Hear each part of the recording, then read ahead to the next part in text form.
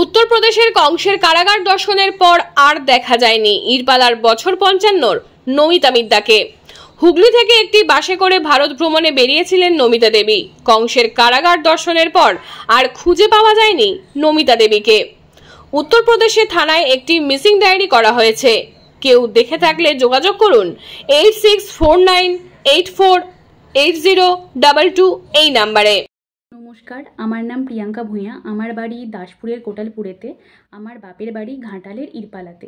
সেখান থেকে আমার মা, বাবা ও জেঠিমা এবং ইরপালার আরও কিছুজন উত্তর ভারতের উদ্দেশ্যে বেড়াতে যায়। তারা রাংতাখালি থেকে বাসে ওঠে এবং সেখান থেকে আরও যারা বাস ছেড়েছে তাদের ওখান থেকে হুগলি থেকে আরও কিছুজন তারা বাসে করে যায়। টোটাল 70-72 জন বাসে যায়।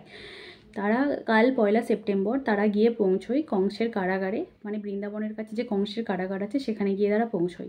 কংসের কারাগারে সবাই ঢোকে এবং সবাই একসাথে বেরোলেও 3 জন মহিলা, হুগলির 2 জন এবং তার সাথে আমার জেঠিমা। আমার জেঠিমার নাম নমিতা মিদ্দা, তার বয়স 50-এর কাছাকাছি, তার বাড়ি হচ্ছে ঘাটালের ইরপালাতে।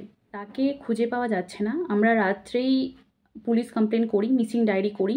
মিসিং ডায়েরি করার পরেও এখনও অবধি আমরা তার কোনো খোঁজ পাইনি। আজ 2 তারিখ হয়ে গেল। 2 তারিখের প্রায় দুপুর 2টো থেকে 3টে বাজতে যায়, এখনও তাদের কোনো খোঁজ পাওয়া যায়নি। তো আপনারা যারা স্থানীয় সংবাদের শ্রোতারা রয়েছেন, আপনারা তো বিভিন্ন জায়গায় রয়েছেন, তো আপনারা যদি আমার জেঠিমাকে দেখে থাকেন তো আমাদেরকে অবশ্যই জানাবেন, আমাদেরকে অবশ্যই একটু খোঁজ দেওয়ার চেষ্টা করবেন। ধন্যবাদ। ঘাটাল মহকুমার সমস্ত খবর সঙ্গে সঙ্গে পেতে আমাদের এই চ্যানেলটিকে সাবস্ক্রাইব করুন।